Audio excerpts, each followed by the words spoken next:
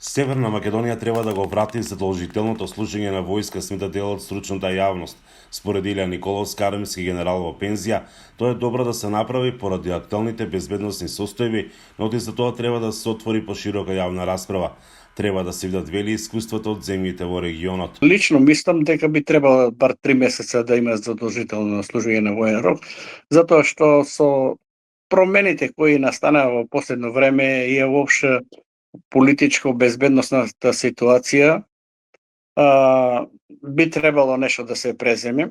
Иако е многу тешко тоа да се преземе, затоа што ние не можеме да ги гледаме работите како биле некогаш кога ние до 28 години некој не можеше да замине во странство. Началникот на генерал-штабот на армијата на Република Северна Македонија, Васко Ѓурчиновски, смета дека не треба да се избрзува со носење на одлука за задолжителен воен рок. Сметам дека нема потреба во моментот да се избрзува за задолжително служење на војниот рок. Затоа времето ќе покаже, но ние не би требале да ги пратиме, нема апсолутно никакви опасности и ризици по националната безбедност, да брзаме да носиме одлуки како некои земји членки на НАТО алијансата и вон веќе превземаат одредени мерки. А претседателката на државата Гордана Силјановска-Давкова неодамна изјави дека треба да се оди во војска, но доброволно. Да, мислам дека треба да се размислува. Мислам дека има луѓе кои би сакале да служат воена обврска доброволно, зашто тоа да не го овозможиме.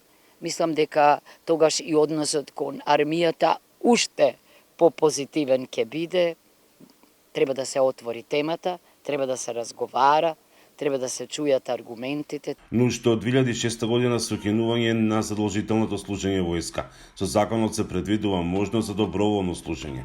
Затоа, вели Николовски, има разлика помеѓу доброволно и професионално служење војска. Па има разлика, затоа доброволното по завршувањето на 3 месеца обука, ако не сака да биде професионален војник, тој ја напушта армијата.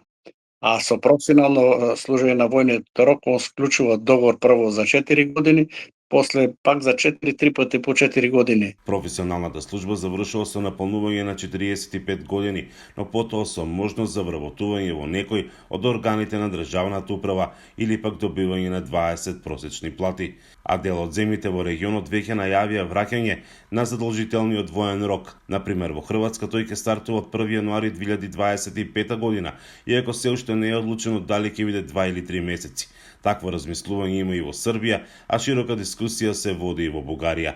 За Гласот на Америка, Мики Трајковски.